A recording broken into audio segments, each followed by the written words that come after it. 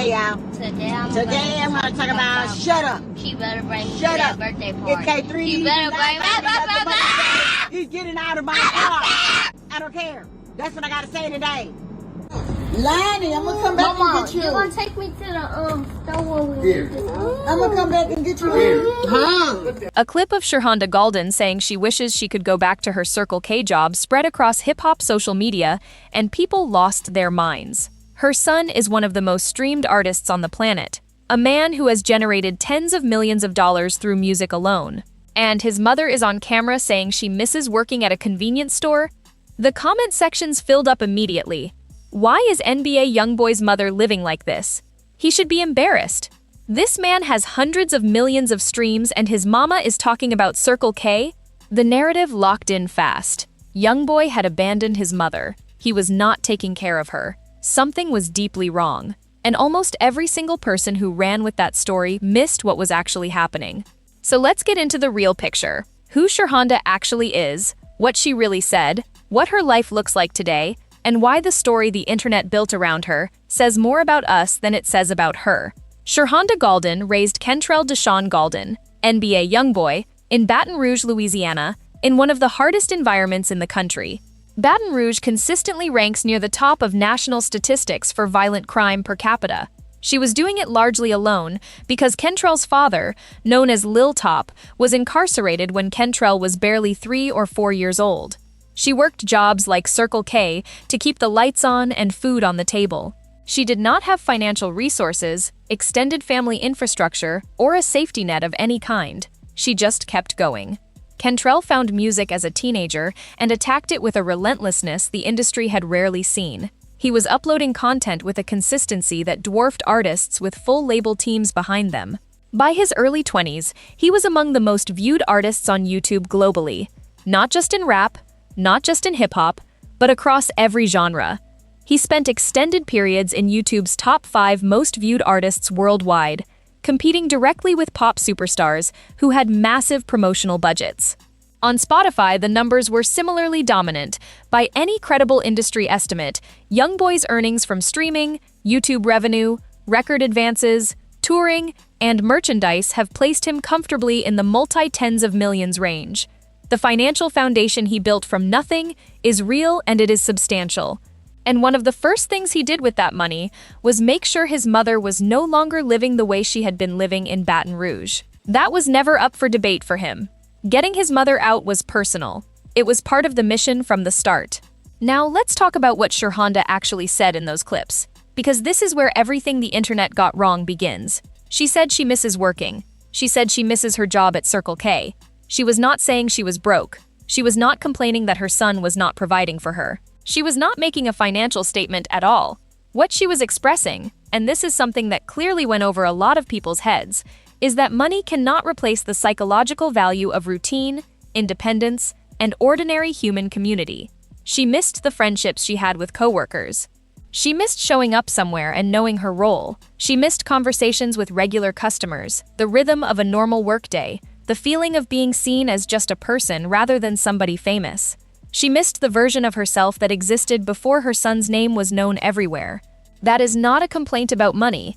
That is a grief that a lot of people who have had their circumstances change dramatically understand in a way that those who haven't simply do not. And here is the part that made her situation genuinely difficult in a way that almost nobody talked about. Once Youngboy became one of the most recognizable names in hip-hop, Shurhanda could no longer simply go work a regular job. She could not walk into a convenience store or a retail shop and be a regular employee. Everywhere she went, people recognized her as NBA Youngboy's mother. Fans would approach her. People would record her. Her presence in any public-facing work environment became a spectacle. The anonymity that most working people take completely for granted was no longer available to her. Not because she was too rich to work, because her son's celebrity had removed that option entirely. She was not mourning poverty. She was mourning ordinary life, and fame had taken it from her in a way she never asked for and cannot reverse. That context changes everything about those clips. But the internet did not wait for context. Now let's talk about the housing timeline, because this is the part of her story that has been the most misrepresented. When money first started coming in around 2017 and 2018, One of Youngboy's first moves was relocating the family out of Louisiana. He set his mother up in Texas, which had become a hub for his operations during his early commercial peak. She was in a proper home, safe, spacious, fully funded by her son. Not a mansion by celebrity standards, but a genuine step up from everything they had both known. His commitment to taking care of her was established from the beginning, and it was not performative. Then 2019 happened. Shurhanda went public with the fact that she and Youngboy had gotten into a serious argument and that she had been temporarily displaced from the living situation he had set her up in. She did not fully disclose what the argument was about. He did not either. What was clear was that it was serious enough that she felt the need to address it publicly. The reaction online was immediate. People who had been waiting for evidence of something being wrong in that family felt like they finally had it. Headlines ran, blog posts circulated. The image of a son who had put his mother out hardened into something a lot of people treated as permanent fact. But that is not how it ended.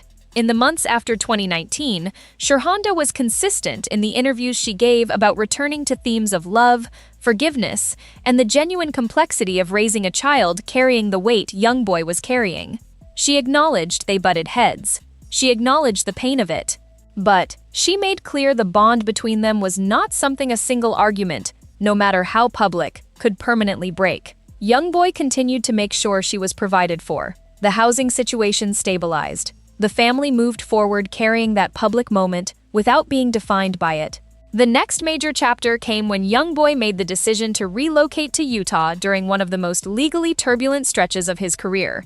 He was navigating federal firearms charges and needed somewhere far from the pressures and visibility of Louisiana and Texas. Utah was quiet, private, and completely different from anything either of them had grown up around. The home associated with his Utah life is not a modest suburban property.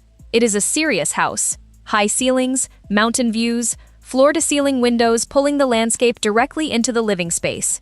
A kitchen built for a large and active family.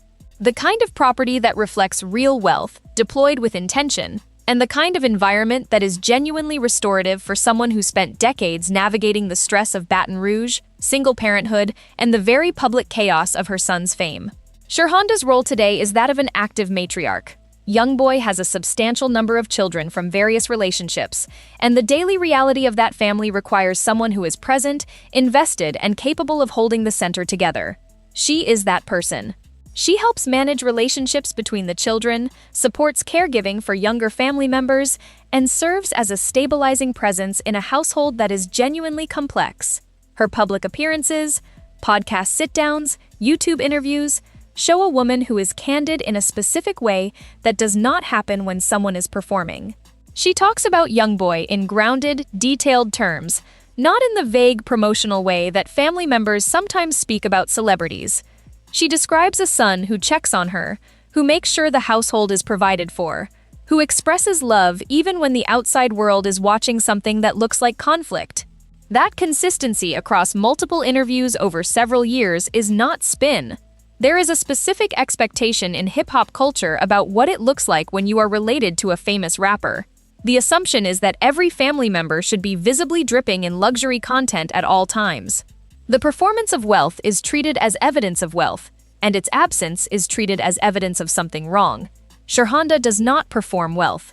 She presents herself as someone who came from a hard background, raised her child through real adversity, and has not fundamentally transformed her values just because money arrived. She still expresses genuine longing for ordinary human connection. That does not match the visual template the culture has decided wealthy families are supposed to follow. So people looked at her and assumed something must be wrong. What is actually wrong is the assumption. Shurhanda Golden survived enormous hardship to raise a child who became one of the most successful musicians of his generation. She did it largely alone in a city that does not forgive poverty, with a son whose father was in prison, in an environment filled with danger. And when the financial pressure of her life finally lifted, what she discovered was that a different kind of loss had arrived with it. The loss of anonymity, the loss of ordinary community, the loss of being able to just go be a regular person. Money, as it turns out, could not give that back to her. And she was honest enough to say so out loud. That is not embarrassing. That is one of the most human things anyone in her position has ever said publicly. What do you think? Does Shirhanda's story change how you read those clips? Drop your thoughts in the comments. Subscribe for more breakdowns like this one.